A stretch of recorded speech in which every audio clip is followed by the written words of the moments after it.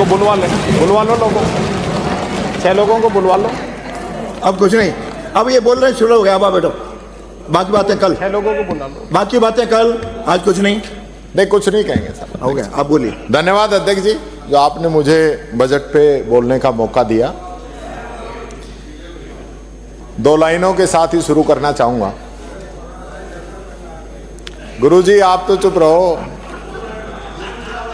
कि उसूलों पर जहां आंच आए टकराना जरूरी है, जो जिंदा है तो जिंदा नजर आना जरूरी है। आज सड़कों पर लिखे हैं सैकड़ों नारे, ना देख घर अंधेरा देख, तू आकाश के तारे ना देख।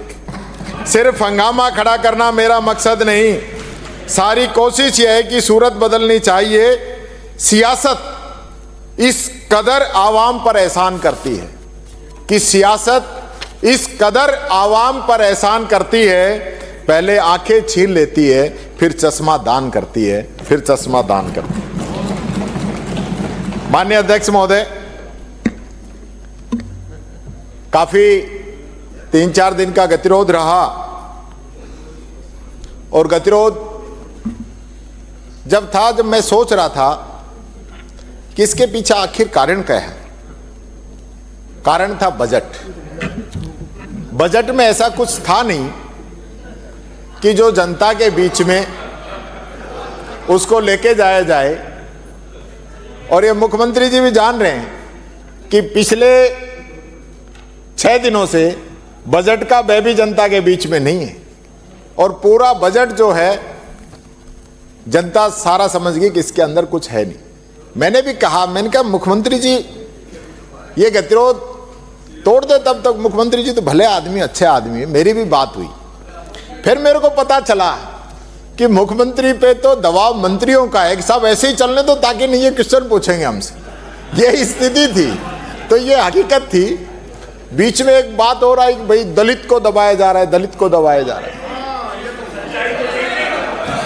तो मैंने कहा, मैंने अंदाजा लगाया, पिछली बार की बात सुनो। ये बेडम साहब हमारे पड़ोसी हैं, ये बेडम साहब एकदम मेरे पड़ोसी हैं, इनकी रिश्तेदारी भी अलवर में। इन्होंने ये बात पिछली बार जब हमने कहा कि किरोड़ी जी का फोन टेप हो रहा है, हम यहां पे हंगामा कर रहे थे, तो ये इनको पता था कि आज नेता प्रतिपक्ष का भाषण होगा, तो इन्होंने यहां कह रहे सरकार से जवाब दिलवाओ। तो जोगाराम जी और ये दोनों बतला लिए कि यहां तो जवाब अपने को देना ही नहीं है, बाहर जाके जवाब दे के आए मीडिया में, वही जवाब यहां दे देते तो क्यों तो हम 7 घंटे यहां नारे लगाते, और क्यों हमारा स्पीच नहीं बोलते। तो ये मुख्य कारण ये है कि सरकार नहीं चाहती थी कि उस दिन बेडम साहब जो वक्तव्य सदन पे दे, वही बात आपने अगले दिन कह दी। अगले दिन भी तो कही यहीं पे, उसी दिन कह देते तो मेरा भी भाषण हो जाता। तो बात ये है। और दलित की बात कर रहे हो आप, पहली बार 75 साल में दलित नेता प्रतिपक्ष बना है, पहली बार, और वो भी हमारी कांग्रेस ने बनाए। आपने तो 75 साल में एक बार भी नहीं बनाया। और सुनिए, हमारी सरकार ने तो दलित मुख्यमंत्री भी बनाए हैं, आप लोगों ने आज तक नहीं बनाया। और बीच में हटा दिया गया। और आज भी आपकी 21 राज्यों के अंदर सरकार है, केंद्र शासित प्रदेश सारे मिला के, लेकिन आप बता दीजिए एक भी दलित को बनाया क्या? हमारे एक दलित हमारे बेचारे डिप्टी सीएम बैरवा जी को बनाया, उनको बनाए जिसे ना बनाए, दूध और खत्म कर दिया, जो बनी थी वो और बिगाड़ दिया आपने।